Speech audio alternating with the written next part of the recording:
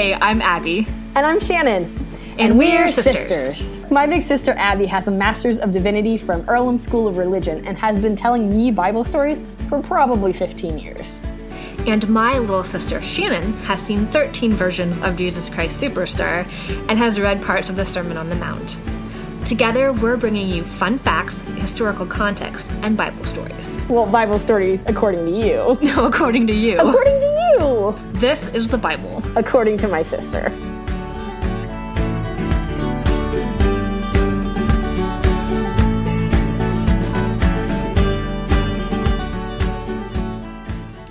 Hey, Abby, how are you doing?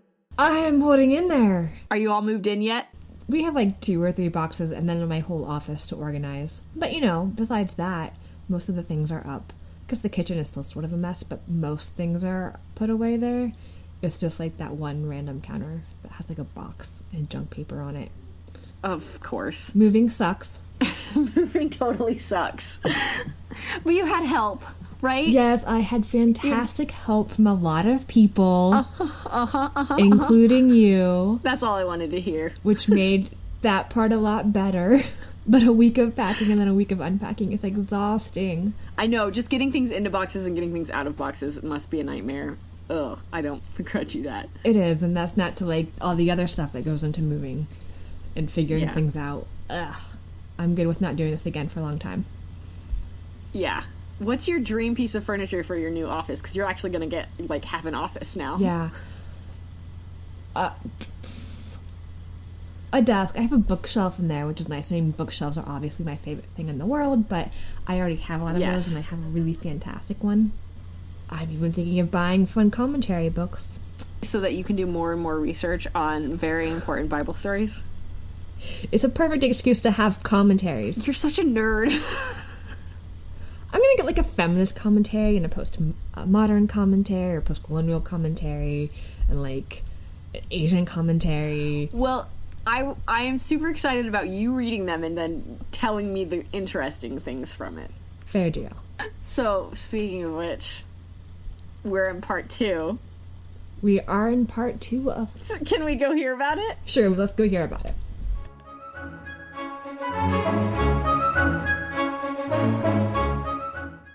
Okay, so part 2 of Samson, like the Samson story, which I assume we're finally going to get around to the Samson and Delilah epic love story, right? We'll get to Samson and Delilah. I don't know about the epic love story part, though. I know, I'm still disappointed about that. Yeah, I'm sorry. Okay. Right. Cool. Yes, so, Samson. We left... Do we need to do a recap? I was going to do like a quick recap. Wait, I'll recap. Last time on Samson, Samson was supposed to not do things, and then he did the things, and then he went around on like a murder spree. I don't know. He burnt down all the Philistines' plants.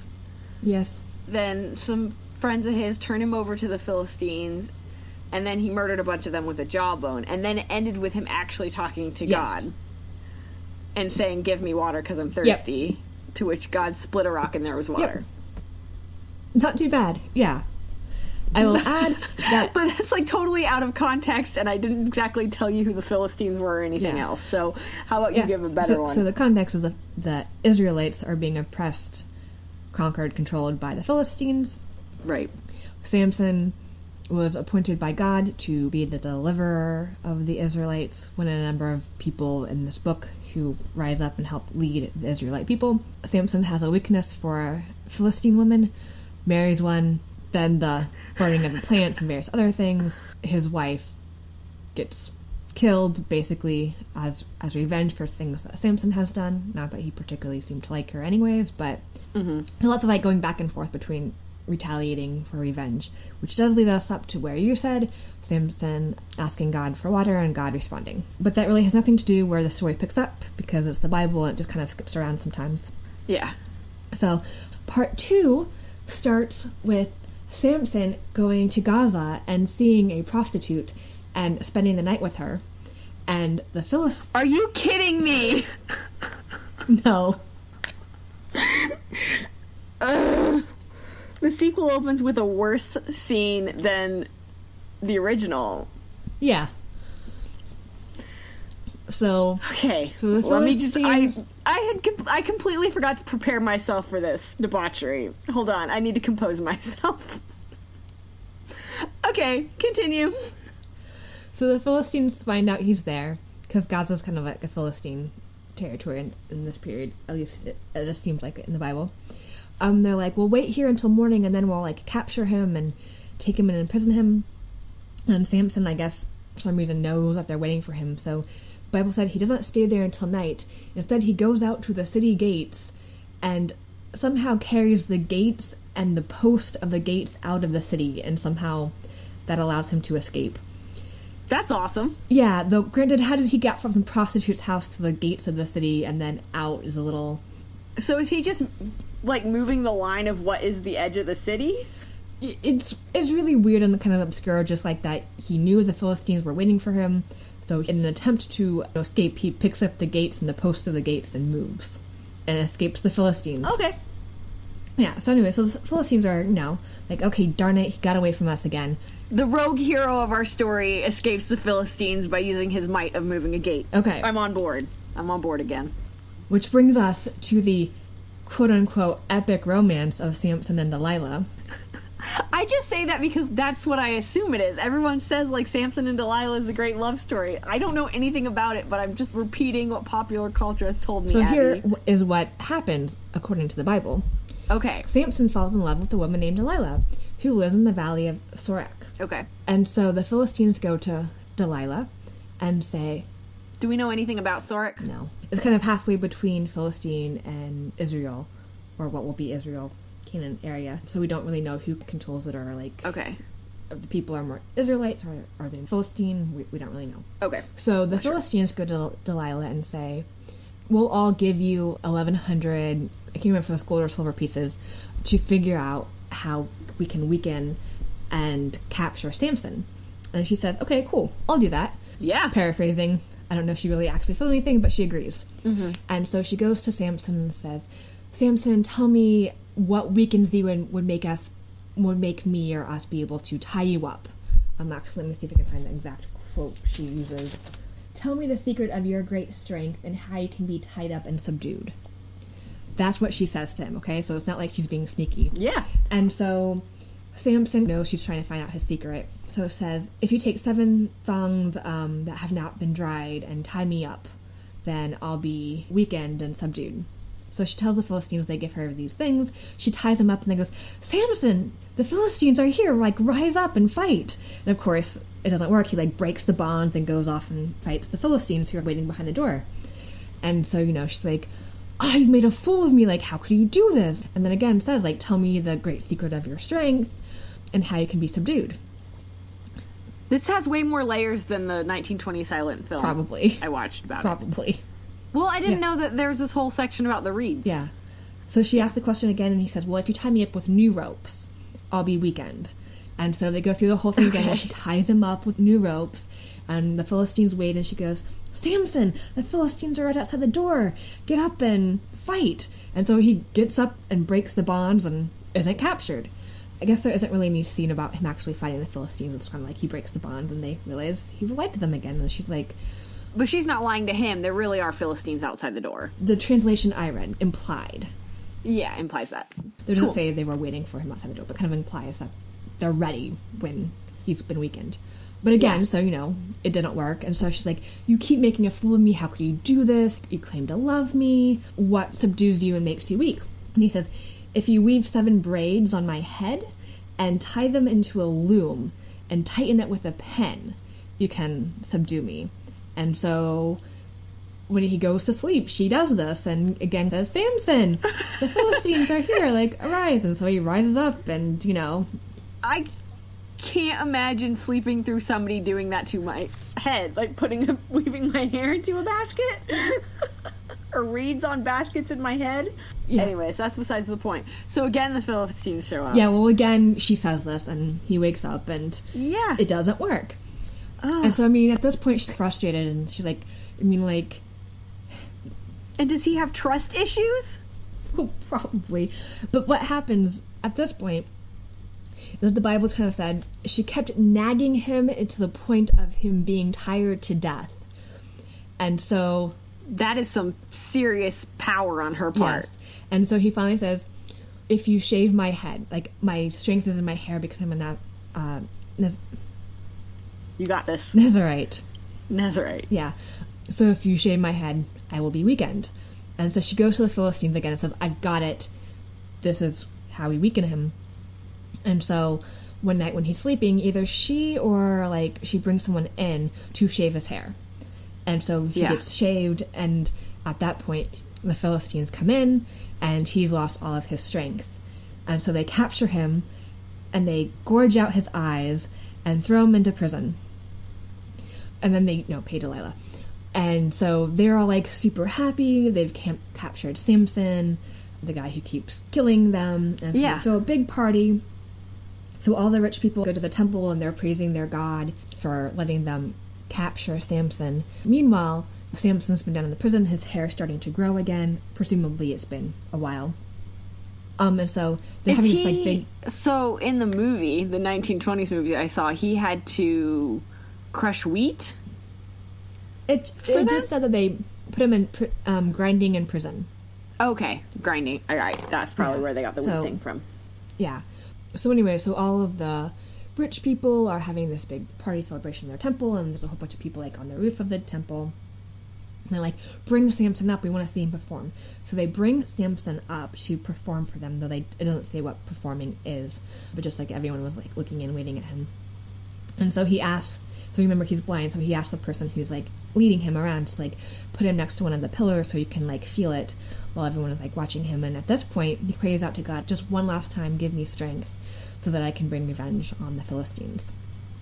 And so presumably God listens to him, because Samson puts his hands on pillars on both sides of him, and he pushes really hard, and all the pillars and the roof topple down, killing everybody, and he requests to be killed with them as well. So Samson and all these thousands of Philistines get killed in the collapsing of this temple.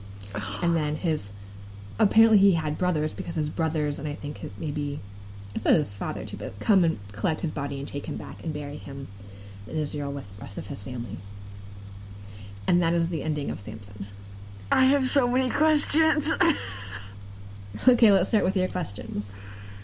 Why is Samson and Delilah a love story?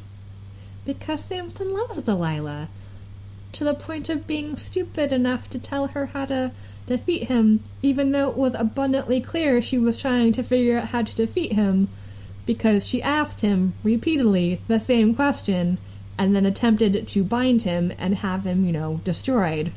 Okay, well, and he kept sticking with her through that all. In a similar vein, why... So obviously, like, people today don't tend to name their daughters Jezebel, because Jezebel has a really negative connotation. Why doesn't Delilah have that same negative connotation? Okay, so Delilah's kind of interesting, because we don't know if she's a Philistine or if she's an Israelite, to start with, right? So lots of people think she's a prostitute, because in the previous thing, he slept with a prostitute, but nowhere does it say she's a prostitute. Right. But on the flip side, Delilah is very interesting, because she's the only woman who was named in the entire Samson story, right? There was Samson's mother and Samson's wife and this prostitute, but then she appears, right? Yeah. And she isn't connected to any man. She isn't connected in a name to a father or a brother, a husband. She is just her own autonomous person. She's just Delilah. She is just Delilah. And she is a woman who brought down Samson, this incredibly strong and powerful man. What does that mean, Abby? It could mean all kinds of things depending on where you're coming from. So she might not have as bad of a connotation as Jezebel, because it doesn't seem to be like that. She's worshipping a different god. So she's just a woman, a strong woman who... There seem to be some disagreements about what her name could actually be or the origins of it, but one of it is things... It could be like Hebrew for night, as in like the night brought down the sun, Samson being the sun, because that's another translation of his name. Oh my gosh, okay. Yeah, so you can have that idea of the strong, powerful woman. There's this whole, other element of she's in some way mysterious, because we don't know anything about her, other than she took this bribe and brought him down and then just disappears. Yeah. So, I mean, you can put the prostitute thing on her, and so that's probably why a number of people, it's not a common name, Delilah, right? But it's not as terrible as Jezebel, because she wasn't trying to do anything bad to other people. She was just being paid to do a job. Yeah. And she did it rather well. You could say she was manipulative. So, I mean, she's kind of like this gray figure. She's, on the one hand, kind of manipulative, even though rather fairly obvious. I know. She's nagged really well, apparently. Yeah, but but on the other hand, she like uses this knowledge and strength and feminine power that she has to bring down someone really, really strong. Mm-hmm.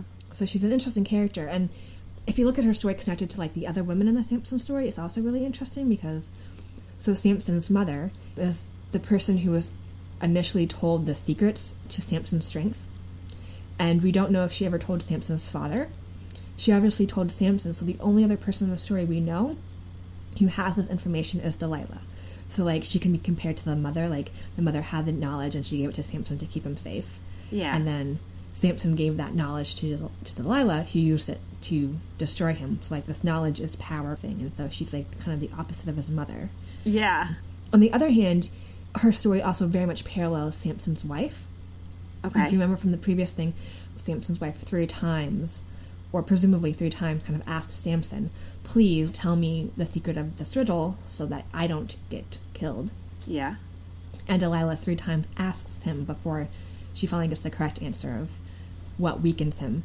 And Samson's wife dies, but she lives. Yeah. And she lives because she gets the correct power and knowledge, and she uses it in a way that benefits her, and that she's not connected to any man that could abuse that power in some way. Right.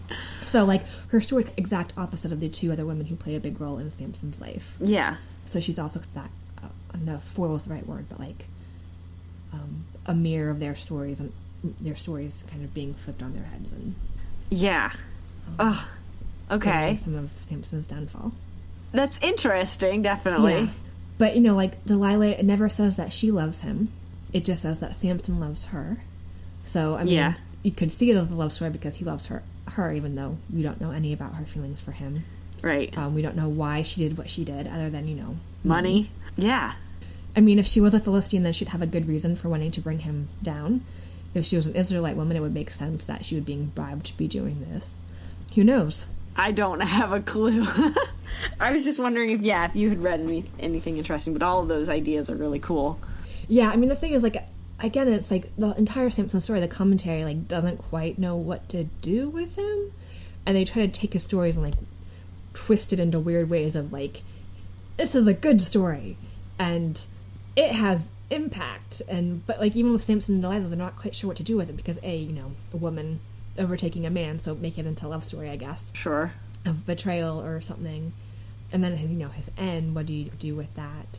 Well, I'm curious about his end, because he asked to die in this building with everybody else, right? Yeah, okay, so his ending. So, first off, he gets his eyes gorged out. And the one thing a lot of commentaries I mention is, like, so a lot of Samson's downfall comes from him admiring women who he maybe shouldn't be admiring. True. So, like, in retaliation, or as your weaknesses destroy you, he gets his eyes taken out so he can't be looking at women anymore. Mm-hmm. And so he kind of gets this humbled thing. He goes from this, like, really strong person to being humbled. Yeah. At that point is when he starts to call out on God again. Yeah. And listens to God again, and from that brings more destruction to the Philistines. So he doesn't actually ultimately rescue the Israelites from the Philistines. No. Which is what all the other judges in the book of Judges had done. Even if they weren't great, they still rescued the Israelites. And him, Samson is the weird judge at the end. Is the weird judge at the end that even he couldn't do it. Yeah. But, I mean, he called on God, and God came back to Samson this one last time, right? Right. So God didn't even abandon Samson, and that's the Israelite people. Even when they, like, told the secret and made themselves weak, or himself weak, or, like, really messed up. Yeah. God comes back one more time. Granted, God comes back for, revenge. And in another scene of, they're at a temple and they're worshiping another god, so it can also kind of be like God coming in and crushing and showing, like, actually, I am the most powerful. I am the most powerful. your God didn't let Samson be captured. Yeah. And I'm coming back and I'm saving my people and being with my people. So in like some weird ways, it's almost like a redemption thing at the end for Samson. Is one way to see it. Either redemption or like just rewards for his not so great life. Yeah. I don't know. Like, okay, I will always want narratives to spell it out for me and say that these were the things that the character was thinking, but you might not get that in the Bible, right? No. But I was just thinking, like, he gets to this point where everything keeps going wrong and wrong and wrong, but he's called on God. God's given him this thing, and he's willing to go down with everything else to take down the Philistines one last time. It's very like a heroic ending, you know? Yeah. And I mean, he's the superhero, as we talked about last time, you know? Yeah. Of one of the superheroes in the Bible. Very much like a superhero figure, which is why he's often looked up to. Yeah. Now. So yeah, he goes out with a superhero end, going out with the enemies. Mm-hmm. Perhaps he doesn't feel like he has anything left to live for. Maybe he feels regret for what he did. Maybe he's just still really pissed because he seems to have anger issues. He also just might not have been able to get out. He's in a temple. It might have just been like, well, in order to do this thing, I'm going to have to, like, not exist anymore. I guess I'm going to have to die with them. Might not have been an option so much as an inevitability. Yeah. So we don't really know why, but you can, put a lot of different things in there. So he kind of has a glorious end to a not so glorious life. Yeah. So tell me more things. More thoughts on why his story was included, or... I mean, it's probably just... They were collecting different stories, oral histories, when they were combining judges of, like, powerful leaders during, like, this period of the Israelite formation. Yeah. And Samson's one of them near the end, and so, But there's no really, like... It was included for this exact reason. Okay. Yeah. It's just part of their tradition, and understandably, he's kind of a superhero. Even if he doesn't rescue Israel at the end, he still is strong, and so he's kind of looked up to that. But it's kind of a cool story from a feminist perspective with Delilah, not the other women so much in the book. But, yeah. Well, it is interesting to have that, because I'm having trouble imagining that they tried to write Delilah as a feminist icon when they were putting the Bible together, but... Yeah, I don't think so. I mean, I think for many... She was kind of reviled for a while, and I think she's kind of getting a resurgence now, like with relooking at women in the Bible and like seeing the power that they have and hold, and her not being black or white, being somewhere in the middle. Yeah, but she's kind of cool, even if we don't know much about her. She's got her own thing going on. She has her own narrative wherein she is just kind of a pawn for this thing to happen, but she also gets money and disappears with it. So, like, awesome. Yeah, pretty much. But it's like, it's also, again, very interesting, this very strong man, incredibly powerful. I mean, that's what he was known for in the Bible, and is taken down by a woman. Yeah. Who, in the Bible, is not often seen as being strong. So, flipping the masculine and the feminine, and... Anyways, so she's interesting. I thought it was kind of an interesting way to end Samson. The last two stories of Samson are like flipping things on their head, and definitely paybacks for the previous parts of his story. Yeah, kind of paybacks, but at the same time, like, so after doing last week's and then coming into this week's, there was that first minute where you said, oh, he was hanging with a prostitute in Gaza.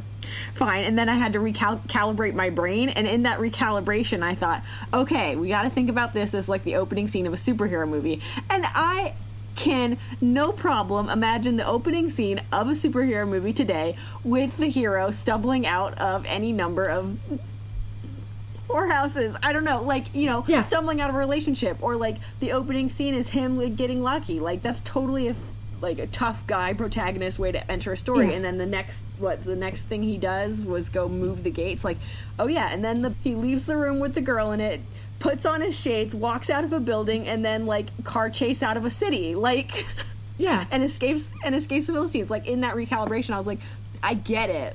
Like, I get how this can be the story of a hero, even if it's like not the hero exactly you want. But it's the hero you have. Yeah. And then, he goes and falls in love, and that's his downfall, and then, he maybe repents or something and does some great heroic act in his, Well, in the end, he, like, gives up his life to take down the Philistines because that's all he can do now that he's been blinded by this woman who scorned him. Yes. Yeah. Heck, it's a superhero movie. This is a movie. I see it. I get it now. But, yeah, at the same time, it's still, like... from, like, you know, like a personal level, it's still like, ew, why?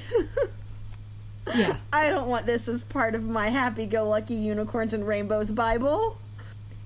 Yeah, it's not part of a happy-go-lucky Bible. But it's still important because, you know, it's in there, and it gives heroes to people who may not have heroes. Yeah. So what's your favorite part of the second half of the story? My favorite part? I don't know. Favorite, or Yeah. like what part resonated with you, or what part were you like, I like this? And no, okay, so I think I've kind of already Answered it? mentioned. I mean, okay, there are two things that come to mind. One is that was really interesting when I found out that one of the possible translations of Delilah's name was night, and like the night overtaking the sun. It was like there was just something like so beautiful and like poetic about that. Yes, absolutely. And I can't quite like name it, but like you're thinking like the feminine and the masculine, yin and yang, and day and night. There was like something very like, yes, things change and you need things in balance, and you need both, and at the same time something night, which is much more like it reflects light as opposed to like the sun that gives light, overtaking this really strong body. So I mean, there's a really poetic thing about that to me. Yes, absolutely. The other thing I really liked, I mean, this is okay. So I don't like the violence. I like, I guess, the redemption of Samson in the end. Mm-hmm. Like, yeah, he took that heroic. I'm going to interpret it as heroic and not like a defeated, I'm pissed and taking revenge. I'm taking it as like a redemption thing of like he has this time in prison and of being humbled. Yeah. And that humbling is what is able to allow him to call on God again and be in relationship and do this heroic act even though he knows it's going to take his life. Yeah. I love redemption stories. Yeah. It doesn't say he does it out of revenge. It's like he's calling on God to be able to do this thing. Yeah. So I kind of like that hope I see in there of maybe it's, Yeah. I can read a redemption story in there. And that God comes back like okay, you did the one thing I said don't do. Yeah. But now you're calling on me. Yeah. And so I will come. That was what I was thinking. Like, Samson cut his hair, like the last straw, and yet at the same time, when he's finally willing to come back around and ask for God's help, like, he gets it. Yeah. Yeah. And so that's kind of a beautiful way to end the story. Definitely. I like it. Silly stuff with Shannon? Yeah, we should go over to silly stuff with Shannon. I got a good one today. I can't imagine what it could be. I have no idea. Let's go find out.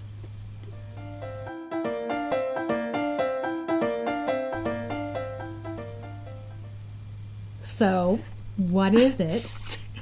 So after we got done unpacking you in your new house, we floored it home and got home just in time for me to put on my perfectly snowflake covered toga and sit in front of the television and watch NBC's Jesus Christ Superstar Live! Exclamation point. I don't actually know if they still have the exclamation point. I have the exclamation point. Mm-hmm. And how was it? I loved it. I'm shocked. And so, okay, during the whole thing, they would have commercial breaks that were just like epically too long. They weren't too long, I mean, it's a commercial break, but it felt like it because I had to wait for the show to start going again. And so I'd get on Twitter, and people were very excited about it on Twitter too. So tell me your opinions, come on. So there were a lot of good vibes. So I thought I would get some like opinions from the rest of the group, and generally there were a lot of positive reviews from everybody just saying that like the music was really good. What people really liked about it was in the past the live musicals NBC had done had been kind of a different style, and this is the first one they did on a stage with like a live audience who was interacting with the show, and people really enjoyed that, even though it caused some like mic troubles, but I didn't even notice that. There were apparently 3 standing ovations during the show. Wow. Yeah. So there were 3 standing ovations. One was for John Legend's Gethsemane. That was pretty good. He deserved that. That was pretty good. He's got a different vocal range than the original guy, and he was a little lower. And so Gethsemane wasn't my favorite song he did, but Poor Jerusalem, which he did, was just like this low ballad. I was just like drooling through the entire thing. It sounded so good. So Gethsemane was one of them. And then So Alice Cooper doing King Herod's song, which was funny because most people were like, oh my gosh, that was fantastic, especially his orange outfit. People were very excited about his orange outfit, which was fine. It was fun. And then there was like one guy who was like grouchy about everything. He was like trying to be the dramatic critic. And so he had opinions, but I was ignoring them. And then the last one was after Superstar, which is like the titular big old bright colored musical scene at the very end. So people were very excited about the different songs. Well, that's good. People being excited. Yes, totally. And then during the entire show, apparently during commercial breaks. So one of the things about the show, which was kind of funny and kind of goofy, was there was a lot of glitter going on. Yeah. Especially during the temple scene, which is the scene. We've talked about this before. This is the story of the last week of Jesus' life, and one of the scenes is they're in the temple and Jesus flips the tables. Well, right before that is this song of like the debauchery that was going on in the temple, and in this one particular one, they dumped buckets of glitter everywhere. Which was sparkly and fun, but there were apparently people coming out during the commercial breaks trying to sweep up the glitter. I'm sure that didn't go well. Yeah, there was just glitter everywhere. So that was another fun little fact. And then so you watched it on YouTube after the fact. I did, yeah, because I didn't really have anything set up because moved.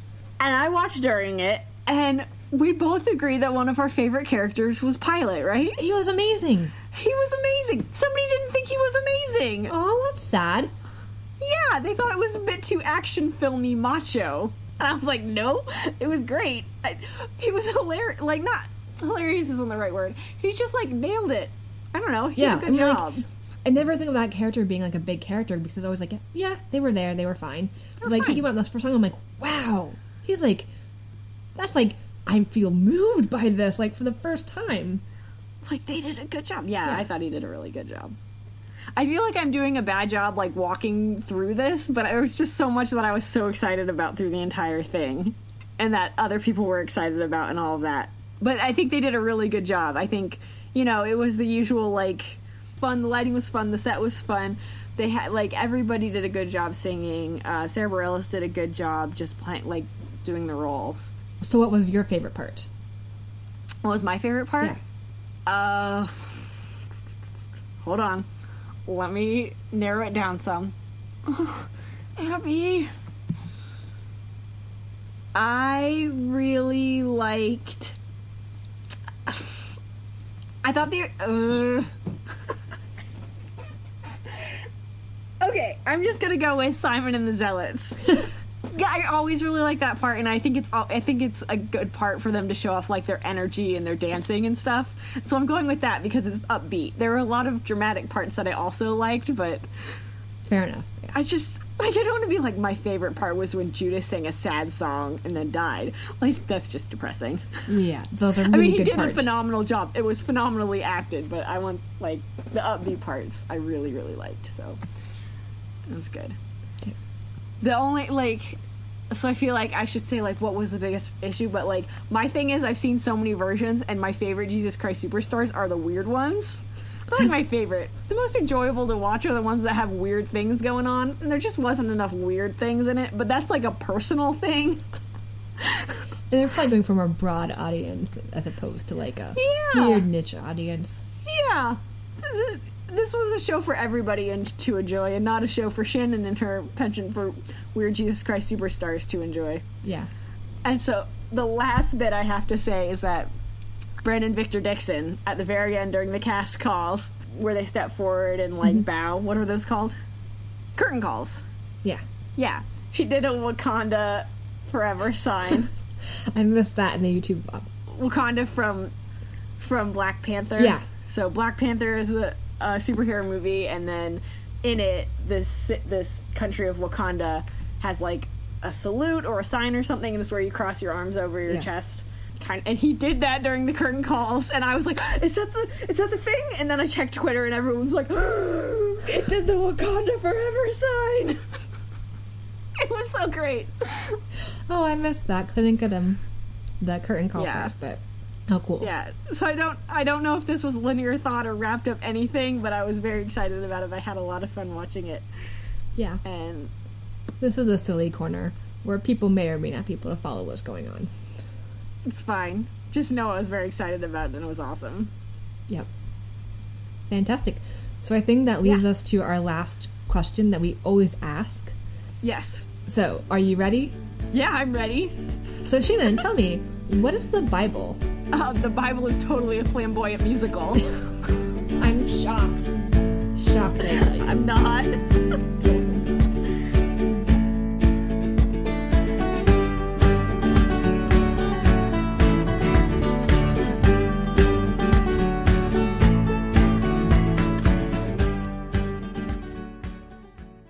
Hey, this is Shannon popping in here at the end of your episode with the last few notes and updates.